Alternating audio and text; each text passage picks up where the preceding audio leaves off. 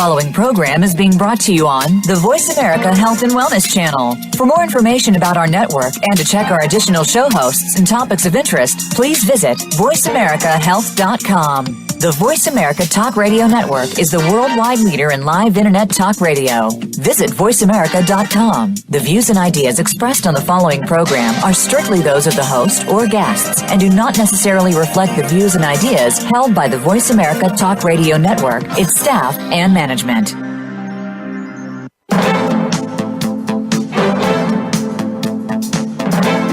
Welcome to Straight Talk with Sandra Reish. Are you trying to master the game of life without success? There are secrets and strategies to living your best life. We'll share some of them with you on today's show.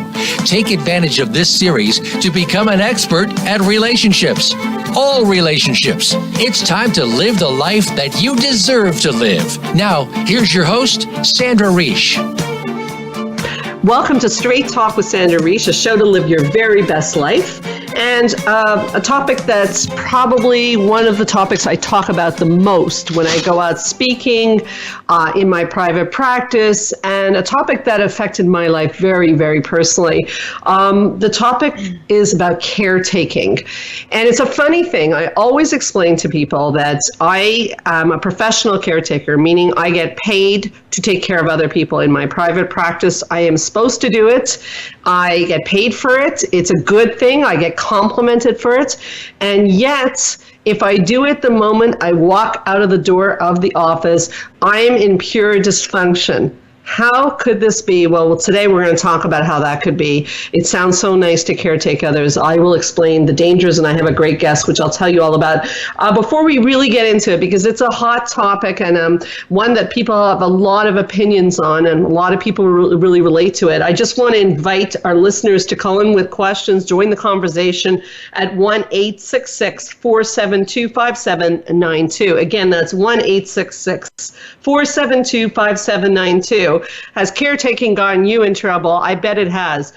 Before we go any further, let me introduce one of my favorite guests of all time. We're actually leaving tonight, right after the show, for our 13th Women's Retreat. So she is my co-director in Empowered Women Workshops. She is a top psychotherapist at the Montreal Center for Anxiety and Depression. She is a body specialist. She is a brilliant, wonderful, amazing person filled with knowledge. And before I hand it over to you, I should say that one of the reasons caretaking became such a huge topic is because, like myself, she is a recovering caretaker. She was struggling in her own life, and we used to get together and talk about caretaking all the time and how we're getting into trouble. But we'll get to that in a moment. Welcome back to Straight Talk, Mayte Gomez. Thank you, Sandra. It's a delight to be back. Oh, it's so nice to always have you here. I wish we could have you more often. We tend to get you on the night that we're going to the retreat because you're coming to my house anyway, so it's convenient. It works out very well. But you are the person to talk to about the topic of caretaking. And I kind of say that the reason you're the person to talk to is we went through this disease together. It is a disease. It is a disease. I love that you say that, actually, because it's definitely, it takes hold of your life, definitely. And it just enters every little corner of your life, and then you're stuck and you don't know how to get out. Yeah, so for people listening right now, we'll go back in time on how someone becomes a caretaker, because we're not born caretakers. We are socialized to be caretakers. But before we get to all that, someone somewhere is listening going, I don't understand. What are they talking about? What could possibly be the problem about caretaking? Why is this an issue? So why would I say that what I do at work is noble and I get complimented and paid for it? And why is it bad if I do it outside of work? Well, that's a good question. But there is a major, major difference, is that when you and I are at work, there's an exchange there. We're getting paid for this. So it's a service. And when you go out into the world and you give that same kind of service for what in return, then it becomes blurry. Are you waiting for something in return? Most people are, but they don't really know about it. Right. So again, so that's a really well stated point. So I'm going to go right to that. Is relationships are based on reciprocity. So other than parent to child, that's the one relationship that's different. But the other ones, friendship, romantic, reciprocity. So in a therapeutic relationship, the client pays and you provide service. And in outside of the office, if I'm doing that and there's no reciprocity, then the relationship is starting to become dysfunctional. And I'd add on to that, and this is always the crux of the issue. I always bring this up at talks when I go speak, and there's this uncomfortable laughter in the audience when I say, here's the question. What is the secret wish of every caretaker? So for people listening, take a second and think about that. What is the secret wish of every caretaker? Go ahead, Mayte. To be taken care of. And then I usually say, and how's that working for you? And then there's really laughter. Has that ever worked for you, actually? No, it never works. So the problem is, and that's what I usually say next, I go, how's it working for you? So the problem is, if I do it at work, okay, great. So there's an exchange. But on top of it, I'm very tempted. I'm a recovering caretaker because I think it's like alcoholism. If I take care of people around me, is that going to invite them to take care of me? And may I ask, and I'll allow you to answer this question, is why doesn't it work? It should work, right? I'm going to take care of a lot of people and then they're going to want to take care of me, right? I don't think that human behavior goes that way exactly. I've tried it, and for me, it hasn't worked. Okay, so why is that? I don't let me play devil's advocate. Why not? Why not? Well, we've talked about this a lot, but there is definitely an exchange that the caretaker does a lot, and then the other person becomes just habituated about receiving all of this. It's just, this is who you are. So why would they give anything in return? Actually, you're giving it all away without asking anything in return. So we start to be in a relationship where there's an overfunctioner, which is the caretaker, and an underfunctioner, which is the person receiving. Okay, so that brings up also something about the fact that caretakers tend to attract underfunctioners, because the caretaker, another synonym for caretaking is control. We like to control our circumstances. We like to, I'm going to take care of you, but you have to do what I say you should do. And that's the deal, right? Because I'm going to tell you what to do and you better listen to me. But usually is that something that someone says, or it's what? Unspoken deal? It's an unspoken deal, because here's what happens. So you come to me with a problem and I tell you this is what you need to do to solve your problem. When you don't listen to me, I then get mad at you. Okay? Because the thing is that, what we're sort of circling around is nothing's free in life. Altruism doesn't really exist. And people will argue with that. People will say altruism does exist. And I will say to you, I'm not saying, and people get very worried about this. I do want to clarify. People do good things. Oh, yes. And there is goodness in us. Yes. But as our human nature is, when we do something good, we feel good about ourselves. So we still get a payoff. And I love that. I think that you're one of the first person who ever said that a lot. And I'm like, that is so true. That's really so brilliant, because of course there's a payoff. Yeah. I mean, if I see someone that wants to come in and I decide that I hold the door for them, they might say thank you and it feels doubly good, but they might not. But I am still left with the feeling of, I did something nice now. Yeah. Yeah, exactly. Okay. So then if I'm doing good deeds for other people, am I going to say you owe me? Not necessarily, but again, there's going to be a sense of like, look what a nice person I am. Yes. I'm doing these things for you. And eventually also caretaking, and we're going to get into this, becomes very, very exhausting also. I'm going to start to feel like, really, you're coming to me about a problem again. There's a lot of levels of problems, which we'll try to get to through the hour. But fundamentally, we want to start with the premise that caretaking, when it's not in a professional situation, is actually quite dysfunctional. It's suggesting that the other person doesn't know what they're doing. Yes. It's suggesting that you're going to protect them from errors. And we all know that people learn from falling on their face. So that's not good. They don't get the natural consequences. That's right. Natural consequences, well stated. And on top of it, if the secret wish of a caretaker is to be taken care of, no one's going to take care of me, because they're just going to expect me to give and give. And, I run the couple retreats and I run the women retreats with you. And I can't tell you in a given day today, including today, how many phone calls I get from women. And we should mention that women are socialized to be caretakers. We watch our mothers, and we learn at a young age that we are, supposed to take care of others. It's inherent in our feminism, and we have to be careful about that, because it's lovely to a point. I agree with you. I mean, for me, the way I was raised is, a good girl is actually a caretaker. Absolutely. That's just bad news. Yeah. So you end up growing up with, already aligned with having this kind of addiction. Yeah. Yeah, and after in the second segment, we're going to talk about the difference between caretaking and kindness. So for people listening going, oh, you can't be kind anymore, you absolutely can be kind. Caretaking and kindness are not the same thing, so that will be coming up. So, don't go away for that. But to come back to your point of how women are often socialized, absolutely, we are taught at a young age to read other people's cues. If you're a really good caretaker, you grew up in a family where you were encouraged to read other people's cues. Perhaps someone in your family wasn't well. Yeah. Perhaps someone had substance abuse problem, who knows? Perhaps parents were very busy. So you become very attuned to reading cues, which could later make you a great psychologist. Definitely. Psychotherapist. Yeah. Just saying. Oh, but it works. It works there. But it works well. But it's not that fun to be you at a dinner party because you're picking up everybody's cues and everybody's sort of relying on you to be the emotional barometer. That's a problem. She's laughing. Yeah, it's exhausting to be a caretaker. Yeah. It's exhausting. Yeah. You just don't want that. And so the thing that happens is that you're going to keep wanting to read someone's cues and help. You have the answers, so you're going to help them fix it. And little by little, they're getting fed, and you're like literally starving to death because no one's coming to take care of you. And, yeah, that's true. Yeah. And when you're describing this, the person could be, just going through some struggles, and then they start to lean on you. And then what happens? They start to be a little bit lazy, right? Yeah. So they could very well be functioning well, but as they're entering, orbiting towards a caretaker, they start to be a little bit lazy. They start to underfunction. Yeah. All of a sudden, they're not able to find their answers. And people will say, well, why? Why would people do that?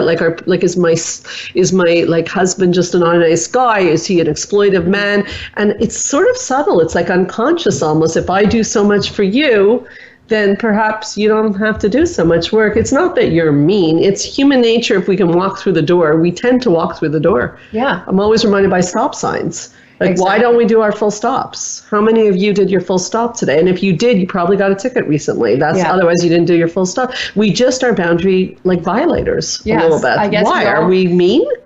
I wouldn't say we're mean. I would say that, maybe we're a little bit lazy. If you can get away with it, it's easier to do your stop for 30 seconds than, well, not 30 seconds, but for half a second than for 3 full seconds. You go, so I must admit I do that myself. So, yeah, it's human behavior. Yeah, it really is human nature. So you mentioned the over-functioning, under-functioning dynamic, which is goes with caretaking, because if I'm doing everything in my marriage, for example, then my husband, keeping with this series, starts to sit back a little bit. I start to get a bit more resentful. But he doesn't come take care of me because he figures this is a pretty good deal. It doesn't make my husband a bad guy. It makes him human. Yeah. What happens if I stop over functioning?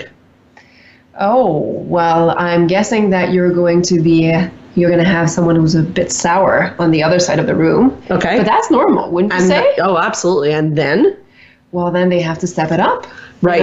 But the thing is, wouldn't you say, if in the example you just gave, you just changed the dance. Right? So you were doing a lot of things and helping, and all of a sudden you stop. So you're changing the deal, basically, aren't you? Yeah. Yeah, and I personally think when you change the deal, you're right. The person gets sour, but eventually they step up to the plate, and both parties are happier because the overfunctioner stops being bitter, and the underfunctioner stops feeling a little bit like incompetence. So it's a win-win across the board. But it's funny, we're talking about this, and we'll come back and talk about the difference between caretaking and kindness. But at the end of the day, there are so many people who come see me and you about this issue, and where they're doing everything in their relationships, and they're so very bitter about it. So if you're one of those people, you don't want to go away. We'll be right back with Straight Talk with Sandra Risha, and coming back, we'll be talking about the difference between being a caretaker and being a kind person, and there is a significant difference. We'll be right back.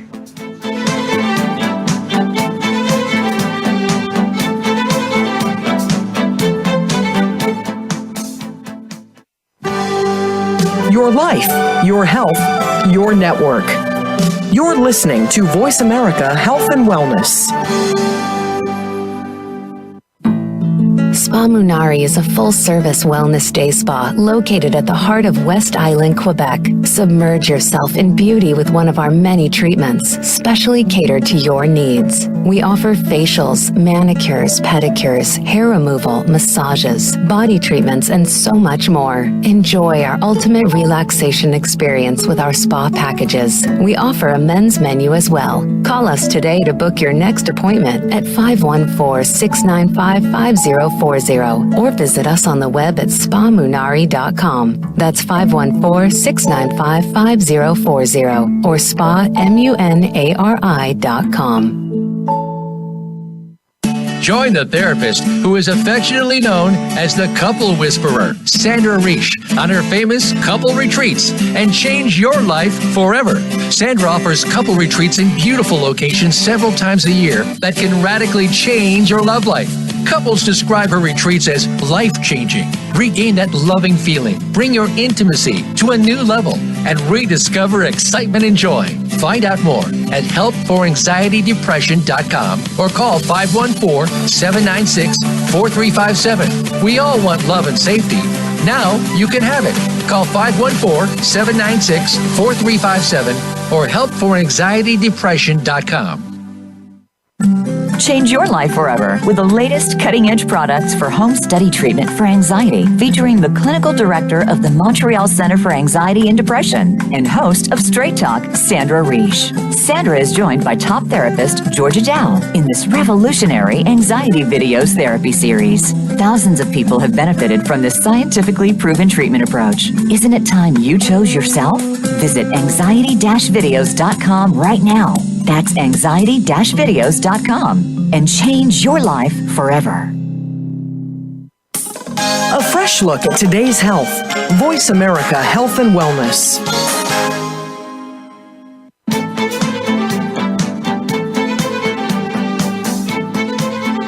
You are listening to Straight Talk with Sandra Reish. To connect with the program today, please call 1-866-472-5792. Again, that's 1-866-472-5792. You may also send an email to info@helpforanxietydepression.com. Now, back to Straight Talk. Here's Sandra Reish.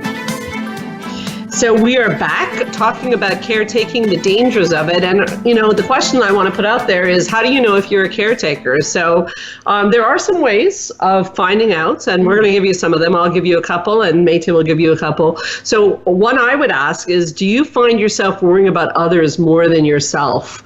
Ooh, that's a good one. Yeah. So you know who you are right now. If you're spending your day worrying about your husband or your kids, teenage son. Yeah. What's another one? Well, would you classify yourself as overly responsible? Yeah. Always the one responsible above Taking care of all things. other people. Yeah, that's a good one. Do you find yourself saying yes when you actually want to say no? Somebody says, like, can you help out on the committee? And you're like, sure. That's another symptom of over caretaking. Yeah. And another one is, do you feel frustrated in your relationships? Well, that's a big one. That's a big clue. Yeah. And that's the number one that I see in my office all the time. Yeah. You too? Yeah. And we say females, but I also have male caretaker clients. I think you do too. Absolutely. And it's the same problem. It goes either way. It's just females tend to be caretakers more than men do. But why? Because of the socialization, because our mothers were caretakers and we've been socialized and encouraged. I was just doing some research actually for the retreat on even the way we handle money, is that we have been encouraged that that's our strength, is to take care of others. Yes. And I think that we don't want to throw the baby out with the bathwater. I think we are nurturers, and I think that is wonderful quality. I still want to be a nurturer. And when we talk about caretaking versus kindness, I want to be kind. But if I'm doing everything in my relationship, it's the beginning of the end or the beginning of big trouble. It doesn't work well for either party, by the way.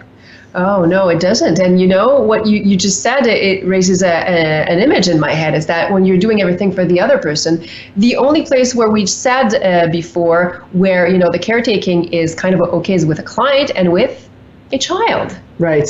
So you're now treating your partner like a client or a child. Oh, that's wonderful. Yeah, I'm sure. That's not going to work out. I love that. That's not going to work out. So basically, wow. Well, I think you just hit upon a point why we do it so much, though, because we like being mothers, and I think that it's not only on the women. I think there's a strange dynamic also between men and women, where on one hand, women love to mother their husbands, and husbands to a certain extent invite that role, but they also, the moment we slip into it on both parties, it really does a number on the intimacy, because when you think about it, like, to be blunt, you don't want to sleep with your son, and your son doesn't want to sleep with you. And when your husband, when you hear these stories of like, oh, my husband, he doesn't know how to do anything, he'd be lost without me, and they talk like this. These are the couples that show up usually where the intimacy is really in question. It does bring up psychobiology, Mayte, which you talk about so well, and the role as men going back in the day as men as hunters and women as gatherers. Why is this relevant? What has this got to do with relationships? Well, what it has to do with relationship is basically it's in our DNA. So men are hunters. So what does that mean? Well, they hunt, basically. So what does that mean? Well, it translates into you work hard for something, you get it, you get your prize, you're very, very happy.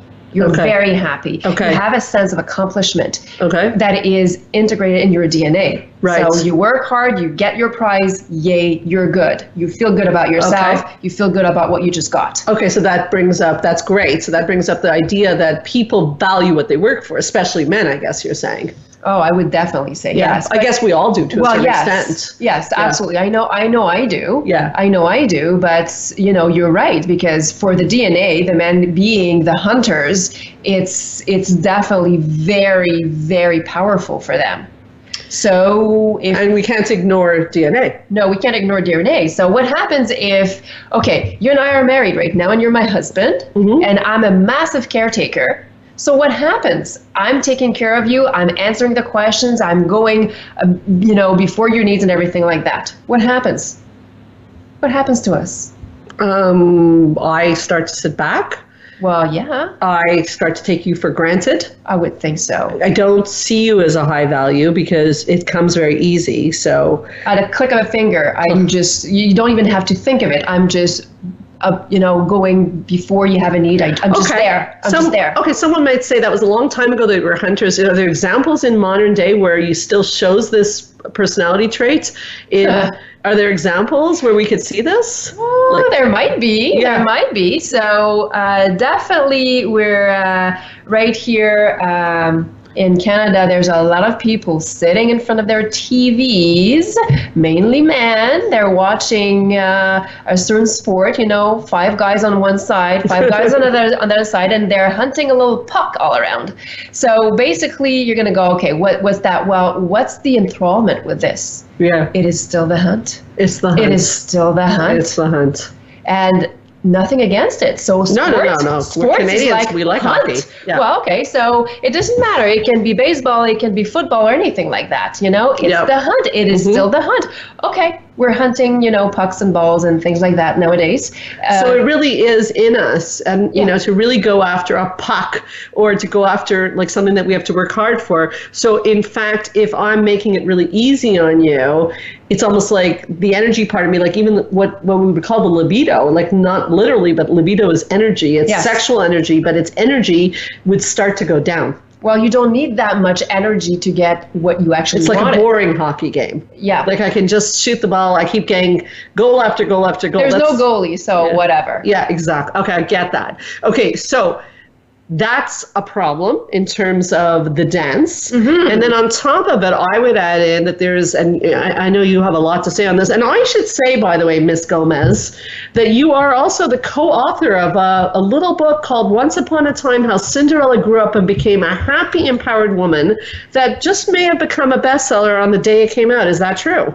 It might be true. It might be true. And it's on this topic, isn't it? It is on this topic. We have a big section on caretaking because it is a massive, massive problem for a lot of people.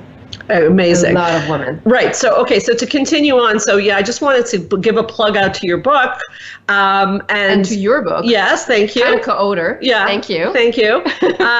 But, just mention it because the book became a bestseller because so many women can relate to this issue, and it is such a big issue. So the other piece of this, and that's what reminded me of the book, is that on top of it, the person giving, which often caretakers are females, so we're going to stick with that for now. Yes. There's been studies that show, okay, well, I'll let you talk about what happens in terms of the depression, and then I'll talk about the studies on what happens medically to women who are caretakers, which is really of major concern to me. It is really okay, but wait a sec. What about depression? We're depression and anxiety specialists. Why are women showing up with depression so much more often than men? Is it related, in fact, to caretaking?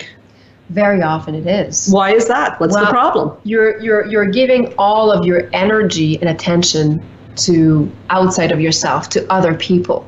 So what happens, and we can even say what happens energetically, is that you're really putting all of your energy somewhere else. So if you're functioning with a battery and you're putting all the energy into someone else, what's going to happen? Or somewhere else? Well, your battery is going to, get depleted and depleted and depleted and depressed. So when it's depressed, depressed. There's nothing in the tank anymore.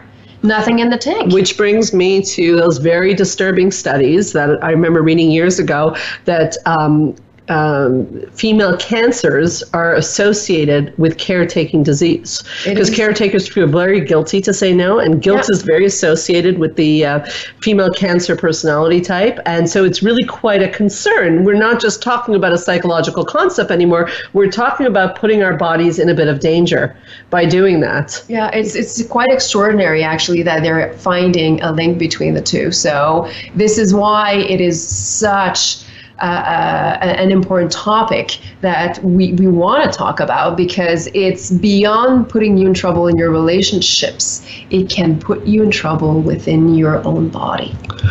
Well said. Thank you, Mayte. So we did promise on this segment a little bit, and we'll continue with next segments on the differences between caretaking and kindness. I'll start this one off. So one thing that I talk about is when you're doing an act of kindness, you feel energized after you do it. Yeah. So you go you want to go to a food bank and help out, and it's really an act of kindness. It's a freebie. You feel good about yourself, like you said, when you hold the door. When it's caretaking, you feel tired and depleted, like, oh, she has a problem again. Oh, okay, I'm going to listen to her problems. And that's a symptom, and we're not in kindness, we're in caretaking. Absolutely. What are other ways people can know? Well, you can, one other way you can know is how much time are you spending thinking of someone else and of their problems? Okay. Is it always in your mind? Okay. That's not a good sign. Okay. It's not yours to fix. Okay. It's not your problem. Okay. So again, too much energy, too much brain power is spent on someone else's problems. As if you're in kindness and someone knocks on your door, you can go, is this a good time for me? Do I have the energy for this? Okay, so important to also check in with yourself on your battery. You mentioned the battery. So is my pocket full? Can I give to you? If I didn't take care of myself first, perhaps it might be very tricky for me to give something to you. Does that make sense? Well, yes, it does, because if you come towards me and you go, do you have $10? And I'm looking in my pocket and I have 5, and I have to go to the bank to get another 5, that just doesn't make sense. So I'm coming from completely empty pockets. So if it makes sense physically, it makes sense emotionally also. So how many people listening right now, and you know who you are giving with empty pockets? You're the people who are depleted, exhausted. You've been taking care of your kids all day, working. Your to-do list never gets done, and you find yourself still giving and giving and giving. That is no longer kindness. That is caretaking. Sure. Because you cannot give to others what you do not give to yourself and call it functional. It is dysfunctional. And if that's a struggle as you're listening to this, we're going to take a break, but join the conversation. Please call in 1-866-472-5792, or you can write to us on Facebook, Straight Talk Sandra Reish, and we will answer your questions. Again, if you're giving with empty pockets, you're on a slippery slope of trouble. We will be right back with Straight Talk with Sandra Reish.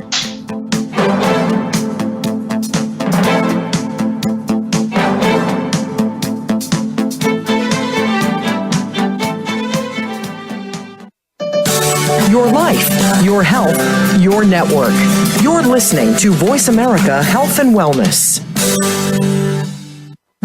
Change your life forever with the latest cutting-edge products for home study treatment for anxiety, featuring the clinical director of the Montreal Center for Anxiety and Depression and host of Straight Talk, Sandra Reish. Sandra is joined by top therapist Georgia Dow in this revolutionary anxiety videos therapy series. Thousands of people have benefited from this scientifically proven treatment approach. Isn't it time you chose yourself? Visit anxiety-videos.com right now. That's anxiety-videos.com and change your life forever. Spa Munari is a full-service wellness day spa located at the heart of West Island, Quebec. Submerge yourself in beauty with one of our many treatments, specially catered to your needs. We offer facials, manicures, pedicures, hair removal, massages, body treatments, and so much more. Enjoy our ultimate relaxation experience with our spa packages. We offer a men's menu as well. Call us today to book your next appointment at 514-695-5040 or visit us on the web at spamunari.com. That's 514-695-5040 or spamunari.com. Join the therapist who is affectionately known as the Couple Whisperer, Sandra Reish, on her famous couple retreats and change your life forever. Sandra offers couple retreats in beautiful locations several times a year that can radically change your love life. Couples describe her retreats as life-changing. Regain that loving feeling, bring your intimacy to a new level, and rediscover excitement and joy. Find out more at helpforanxietydepression.com or call 514-796-4357. We all want love and safety. Now you can have it. Call 514-796-4357 or helpforanxietydepression.com. Your life, your health, your network. This is Voice America Health and Wellness.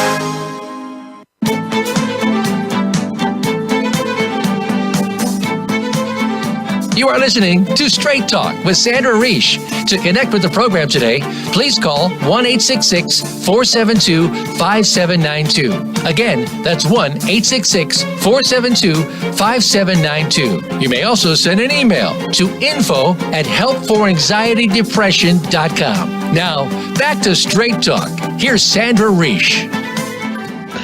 So we're back. Lots of people texting us and asking questions about this kindness versus caretaking. So I really want to continue to discuss this. There's so many things to say, and we do have time limits. So I'm going to try to go through with you the most important pieces. So another thing that gets people in trouble is when you think you're doing an act of kindness, here's a question you can ask yourself. If you think that you know best, imagine, and to be fair, imagine I'm a therapist, like people pay me for this. So of course I'm going to think that I have some good advice to give people. Mm-hmm. But there's a very big difference between someone coming to my office and soliciting my advice than offering advice to someone who doesn't ask for advice. Well, that's really a good one. That's important because people generally learn when they need to learn, and they seek out advice when they need to seek out advice. And the truth of the matter is that when you think you know best for others, you're definitely in the wrong place. That's definitely not kindness, because I only know what's best for me. Only trained professionals can give that advice. And like I said, even then, only if someone seeks out that help. I mean, I'm a trained professional, but my husband doesn't want a therapist to come home and tell him what he's doing wrong in life. No, absolutely not. And the same clients who pay me that money, if I had met them on the street and gone up to them and told them what they're doing wrong in their life, they would have punched me in the face. Yeah. They wouldn't appreciate it. I mean, and it's understandable. I mean, who likes that, Right. You're in the middle of doing something, and then someone comes along, no, this is not how you do it. It's like, what? Yeah. No, that's offensive, actually. Yeah. Yeah. And it often enough, I've seen this often. I don't know if you have, but someone, it has actually happened to me. You do something and you think it's a nice thing, and then the person is mad. You go, why would that be? Yeah. Why would that be? Yeah. So you do something to help them, you mean? Yeah. Yeah. Do you have an example of that? That sounds like very interesting. Not lately, but one example I could give you is actually about my mom. Sometimes she comes in and she decides that she's going to do laundry, and I'm like, well, why? Right. What is this? And then you go, but she's so nice. But then I'm like, but I don't need anybody to do my laundry. I can do my own laundry. What is this? Right. So that brings up the next point, is one of the kindest things you can do to somebody is trust in their ability to handle things. Wouldn't it be? Yes, exactly. Yeah. Is that so? Actually, we never think of it, but it's an insult. Like, it could be an insult. She has good intentions, but it could be an insult to suggest that you're not competent or capable of handling this yourself. That's a great example, actually. Yeah. Right. So sometimes when we do things for others, it actually doesn't give them the opportunity, especially kids, especially teenagers and kids. Yes. It doesn't give them the opportunity to step up to the plate. Even if they fall on their face, they're learning. They are learning. Right. And, we don't want to rob them of this potential of learning. Because if you don't fall, how do you learn? It's very hard, though, for people listening. It's very hard when someone, and this is what people were texting in about, is what do you do if you have a brother with an addiction problem or a sister who's like, they're about to do something that's going to really hurt their life, or a husband who's deeply depressed, and how do you handle those situations? And what we're saying is basically that we have to sort of let people, to a certain extent, figure it out themselves. We're not saying that we turn our back on them, but we can't fix people. That's the thing. Even therapists can't fix people. Nope. People fix themselves. And so people get really shocked. They say to me, like, well, how could you even suggest that? Like, what am I supposed to do? I see him in pain. I surely should have to do something.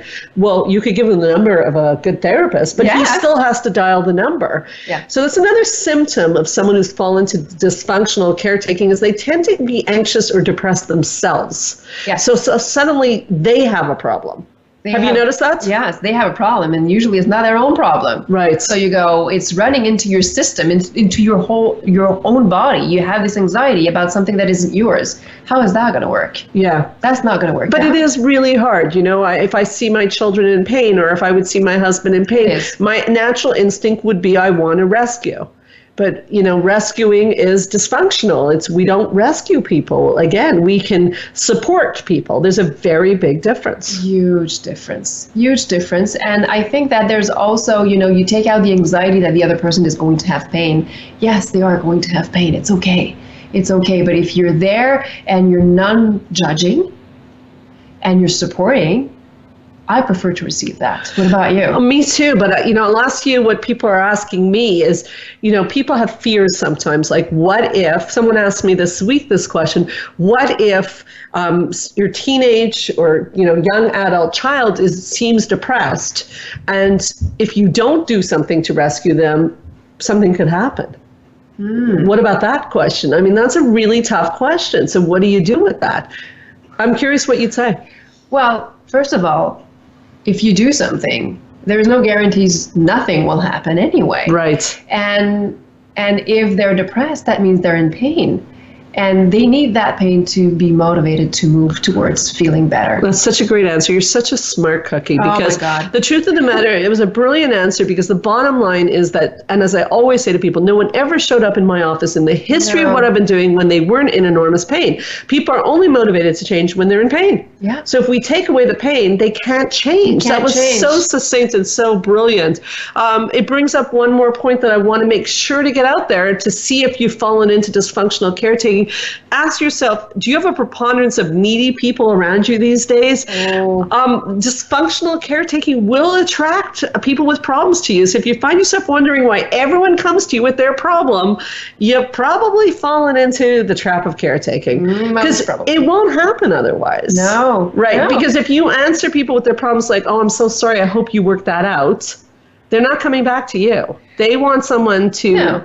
Not the needy ones, anyway. No. And I think that we have a tendency to attract the people that, have, some similar problems. So if I'm needing to fix, which is basically the same thing as needing to control, then I'm going to attract people who need to be fixed or need to be controlled. Well said. And, I would say it's a drug addiction at that point. Yeah, on both sides, actually. Yeah. Mm-hmm. And if you're coming from kindness, that you know that you are going to take care of yourself, that is important. And actually, if you do take care of yourself, that you're going to have more to give to others. So you're not supposed to be bleeding yourself to death, that you take care of yourself, then you will attract probably, and that's usually what happens, people who are actually able to take care of themselves too. And then the relationship would be more on reciprocity. So Yes. to make it clear for people, like you can be good friends and you could go through a little bit of a tough time and I could be sort of supportive of you and vice versa.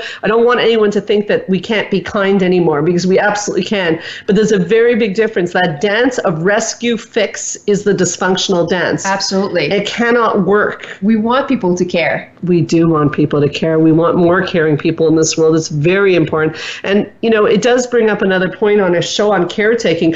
One of the people that influenced me so much in my career is a woman who wrote a book called Codependent No More, Oh, yes. a book that changed my life. Her name is Melody Beattie. And she has a line in that book, and I honestly think it might be the most brilliant line I've ever read in all the books I've read, a big book reader, which says, and think about this for a moment, you cannot caretake and have a boundary at the same time. Now, that's an amazing concept, because at first people say, yes, you can. But think about it. You can't. So that means to be a good caretaker, I can't have boundaries. And that's a problem. It is a problem. Okay, because you become more important than me. Yeah. So I can love you, but I got to love me more. Absolutely. Yeah, Absolutely. like the oxygen And- mask on the airplane. Yeah, and if I kind of love me, but I love you a lot, I love you more, then is that really love anyway? You know, it's not.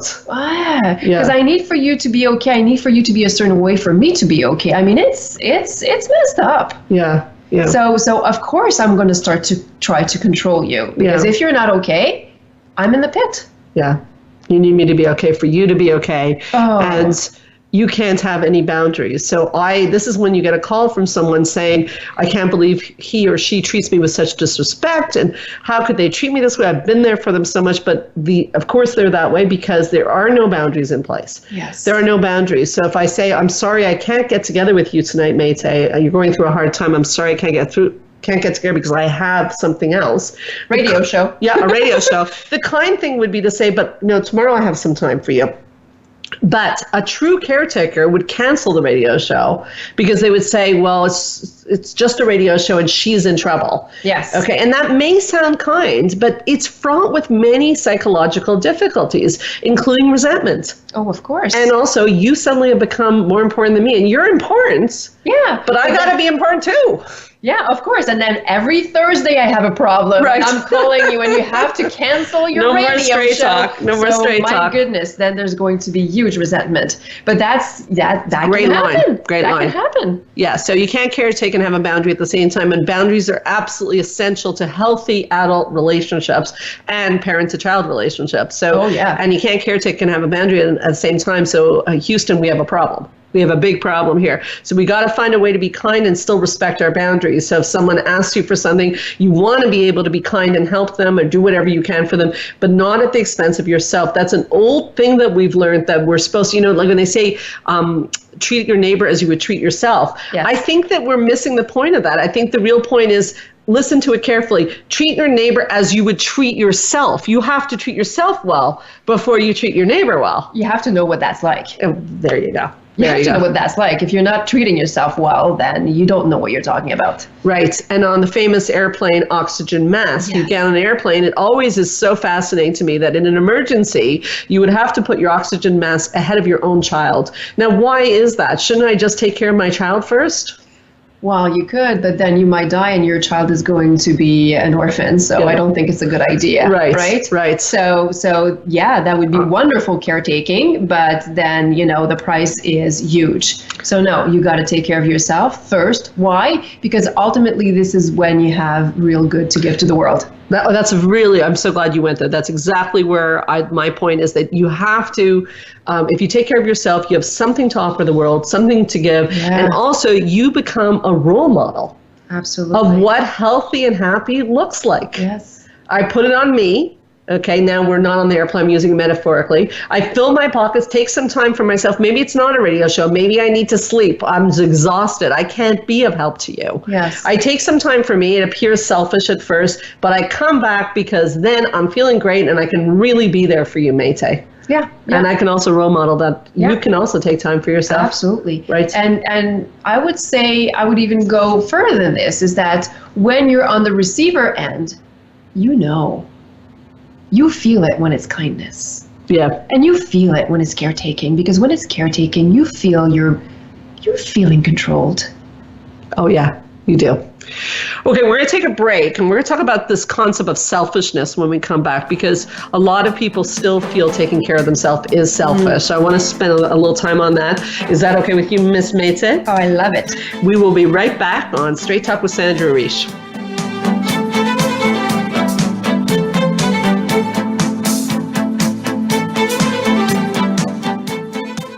You're listening to Voice America Health and Wellness.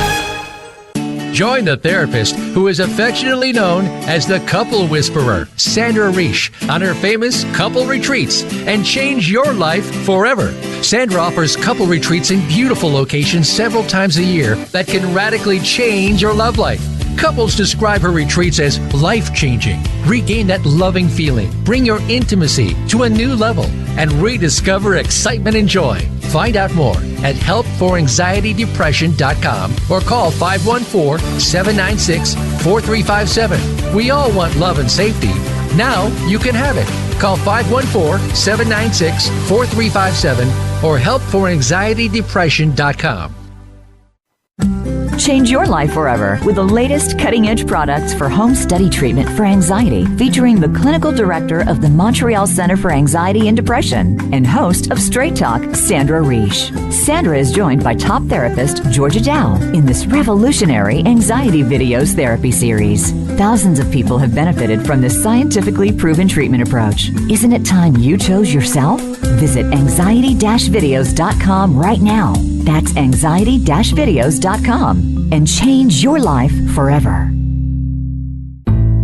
Spa Munari is a full-service wellness day spa located at the heart of West Island, Quebec. Submerge yourself in beauty with one of our many treatments, specially catered to your needs. We offer facials, manicures, pedicures, hair removal, massages, body treatments, and so much more. Enjoy our ultimate relaxation experience with our spa packages. We offer a men's menu as well. Call us today to book your next appointment at 514-695-5040 or visit us on the web at spamunari.com. That's 514-695-5040 or spamunari.com. Your life, your health, your network. This is Voice America Health and Wellness.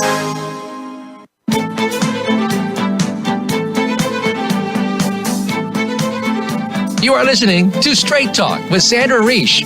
To connect with the program today, please call 1-866-472-5792. Again, that's 1-866-472-5792. You may also send an email to info@helpforanxietydepression.com. Now, back to Straight Talk. Here's Sandra Reish. We are back on a topic that Mayte and I find ourselves talking about all the time. I mean, we're leaving on our 13th retreat. How often does caretaking and boundaries come up at those women's retreats? Every single one. Yeah. It's really like a movement almost at this point to talk about the dangers of caretaking and how it's not selfish to take care of yourself. We were having a great talk with my new producer, A-Rod, on the break, and he's fabulous, about the concept of selfishness. Is it selfish to take care of yourself? I mean, we as women tend to think it is. I think men are much better at this, and I think this is not a diss on men. I think we need to learn from men. I agree. Yeah. I completely agree, because where are we if we're not taking care of ourselves? Well, we're right back into the caretaking, and that's dysfunctional. So, and we're very angry at men for taking care of themselves. I know for myself, for years, I was like really annoyed at like my husband's like need to respect his own boundaries and to, if he needed more time to sleep or whatever he needed, he just did it. And I, as a therapist, I became curious about my resentment, and I realized that it's a secret envy.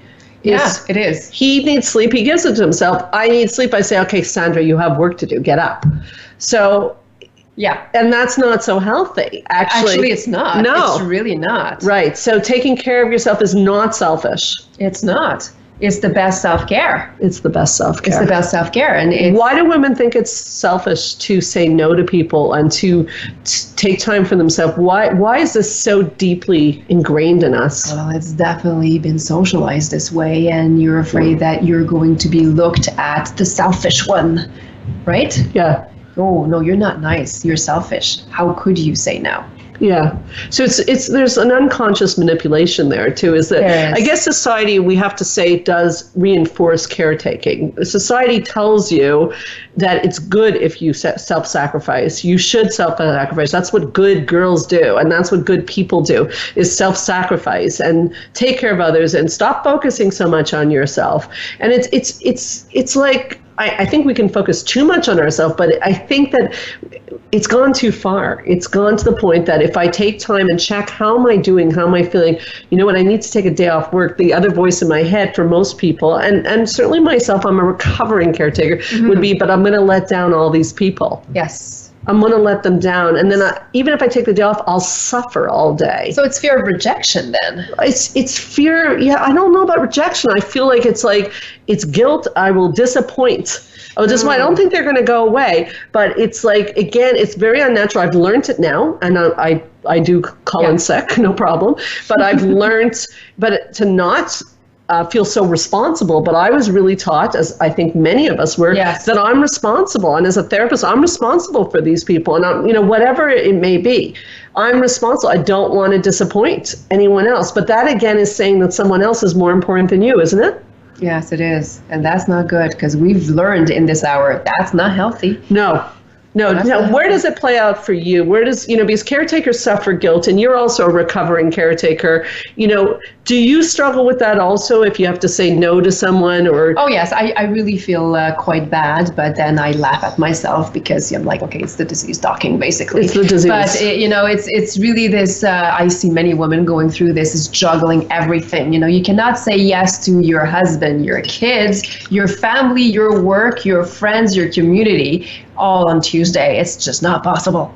So and someone's going to be disappointed. Yes, of course. And it's almost like right before we started the show, we were having a conversation with my daughter about a birthday party. Yeah. And it's almost like that. Like, you have to also, you want to make your children happy, but you also have to check in. And that's, I think, the key is to check in. Is this going to be manageable for me also? Not only to please the other person, is this going to be manageable for me? Yeah. So what should people do? We're getting to that time of the show. What should people do to really get out of this disease? Because, again, we call ourselves recovering caretakers because I really think it's like alcoholism. I think that I'm only as good as my strategies. I think it's very easy to fall into taking care of others. I actually like taking care of other people. I mean, I am a professional caretaker, so are you. Yeah. So what are the strategies that people should do to make sure that they're not slipping into dysfunctional caretaking? Well, I give you one.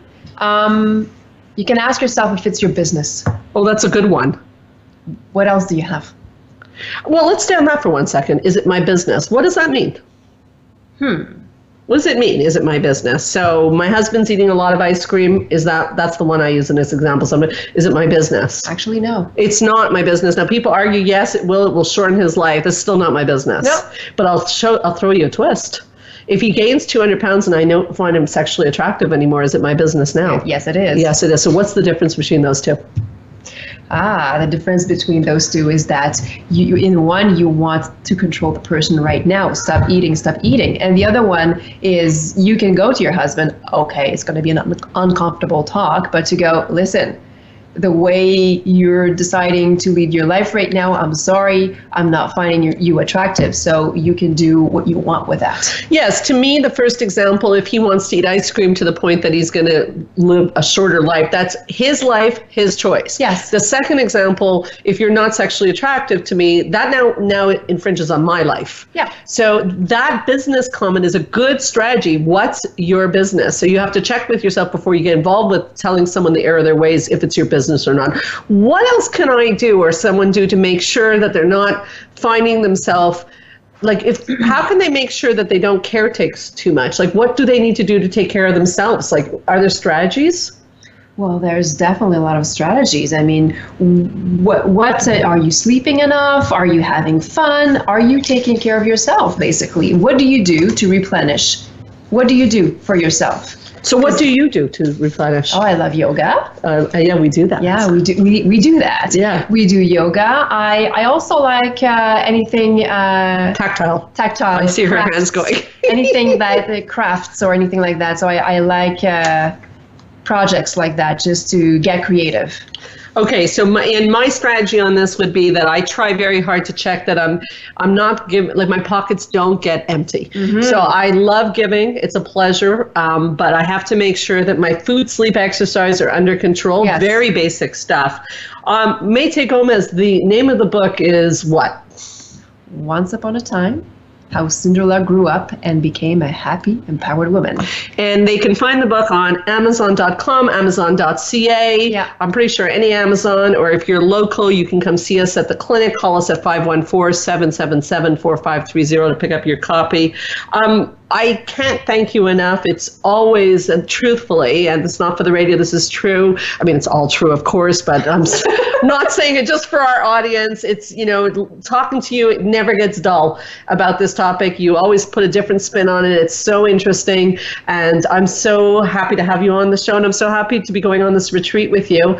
If people want to find out more about the retreats, what should they do, by the way? How do they find out? Well, you can go on empoweredwomanworkshop.com and check out our website, get more information on the topic we have this weekend and the one we'll have coming next year, and so on and so forth. You'll find also ways to get in contact directly with us. Fantastic. So I'd really like to thank you for being on the show, Mayte, and we'll hope we'll see you here back again. Absolutely. It's so much fun. I'll be back. Thank you. I'd also like to thank our listeners from all over the world for listening to Straight Talk with Sandra Riche. It's such an honor to have this opportunity. I'd like to invite all of you back to come back next week. And if you're interested, as I mentioned, on our retreats, therapy, or any media that was mentioned, you can go on helpforanxietydepression.com. You can also, I don't know if you know this, Mayte, you can go on straighttalksandrariche.com and put a /free gifts and get all sorts of freebies that are really nice gifts. So check that out. Go also on our Facebook page, Straight Talk Sandra Riche, and you can leave a question for me or for Mayte or any of our guests. And don't forget to like our page. Also, good to know is that you can hear this show and any prior show as a podcast on my website, straighttalksandrariche.com, on the podcast app of your iPhone, or on iTunes under Straight Talk with Sandra Riche. Drop me a comment or a question anytime at info@helpforanxietydepression.com. Again, that's info@helpforanxietydepression.com. Finally, if you're a professional and you're looking for keynote speakers or training on anxiety, depression, emotional regulation, or living a purposeful life, remember, I'm your source for evidence-based practice and education. My name is Sandra Riche, and I promise I'll help you learn to live your best life again next Thursday, same channel, same time. In the meanwhile, this is Straight Talk with Sandra Riche. Keep your eyes on the stars.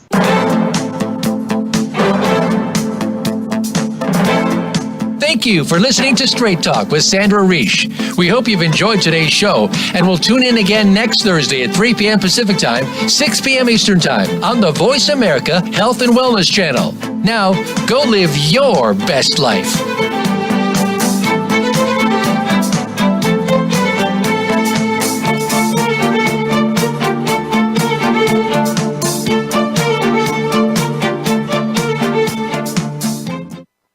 Thanks again for listening to the preceding program, brought to you on the Voice America Health and Wellness Channel. For more information about our network and to check out additional show hosts and topics of interest, please visit voiceamericahealth.com. The Voice America Talk Radio Network is the worldwide leader in live internet talk radio. Visit voiceamerica.com. The views and ideas expressed on the preceding program are strictly those of the host or guests and do not necessarily